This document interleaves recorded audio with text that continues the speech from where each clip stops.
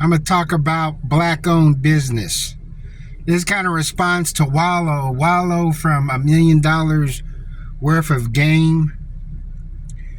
I would say it's more like 2 cents worth of game. He went on a rant saying, the whole concept of black-owned, that's kind of like a con. If you have a good business, good service, good product, people are going to buy it. Most businesses fail.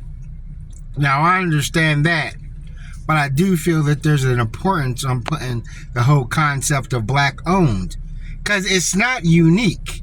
How many times have you heard support your local farmers?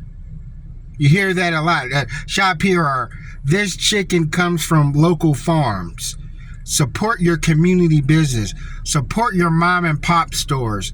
Matter of fact, with President Trump, people are talking about this urgency to support American made.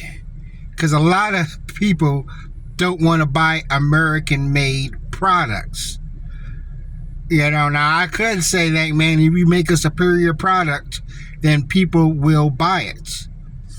But black people saying support black-owned business is just no different than a lot of companies or businesses and so forth saying support us. We're locally owned. Support your local farmers. And so forth, because when you support them, the money goes into the community. And this whole concept, we need to look out for our own first, instead of looking out for others. Now, with black people, we have faced a bit of racism at a lot of these establishments. Every time you go on I'm like, social media has become a chore to watch now. Every time you're going to find some racism somewhere. There was a guy who went in Texas.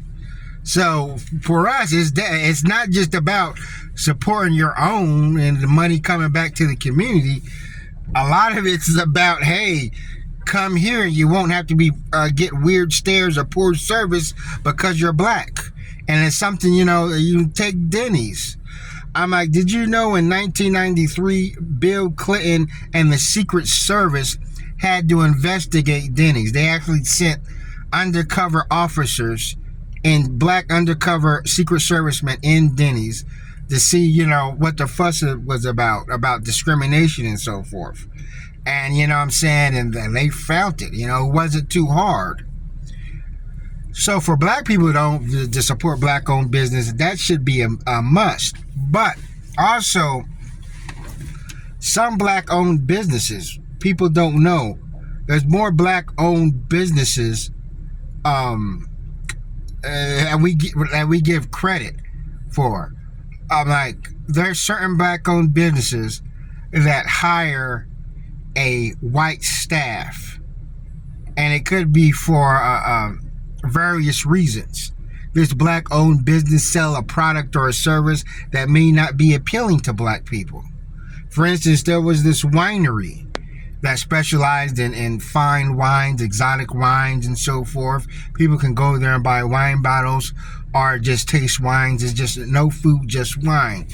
And I was shocked to learn this. I don't think this winery's in business.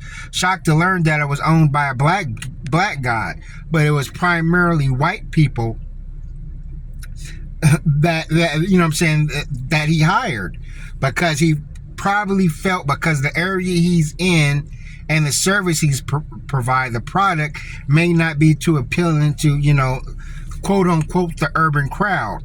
Also, remember this, there was this video store, back when people went to video stores, that specialized in certain movies. See, now video stores now defunct because streaming and everything, but this video store just specialized in hard to find movies, foreign movies. For instance, this video store, I forgot the name of it, actually had Goodbye Uncle Tom there, and it had African Odile, movies that were that are banned here, and then you go in there was this tall white guy, long hair. And you know, for a while I thought that was the owner of this guy, that this guy was some sort of movie buff, cinema snob or whatever, and that was his store. Now, he was part owner of it. The other owner of this store was a black guy that I barely seen in the store.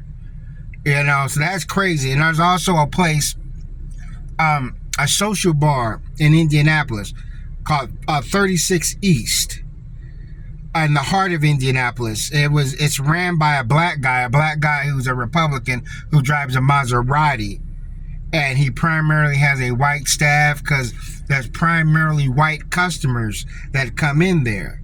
So don't sleep. I do feel that there's a lot of black businesses that we don't know about that may have this white staff or whatever, because they feel like, hey man, what I'm selling or what I'm trying to do may just have more appeal to white people and so forth. You know, I think about Kevin Samuels actually, and I'm gonna bring him up because when Kevin Samuels got to YouTube, he was mainly doing manscaping, telling people that, you know, showing men how to properly put on cologne and so forth, what kind of shoes you have. And even though, say, Duke Jackson sort of clowned him back then because he felt like what he's trying to do, you know, you're just not going to draw in a black audience. Which O'Shea Duke Jackson could be correct on that. And there's a guy named a white guy named Alpha M on YouTube who does the same thing. He mainly talks about manscaping and what kind of shoes to wear, how to put on clothes. He's a white guy and he got like 5 million followers. And it was until Kevin Samuels started to, you know what I'm saying, talk about black women and so forth. That's when he gained a whole lot of traction, a real strong following, 1 million subscribers. He would probably be up to 5 million subscribers by now. But yeah, that's also something we have to look into. That are you, the products and the service you're provided, you know what I'm saying, could appeal to another demographic. But that's all I want to say. Thanks for watching. Never stop learning.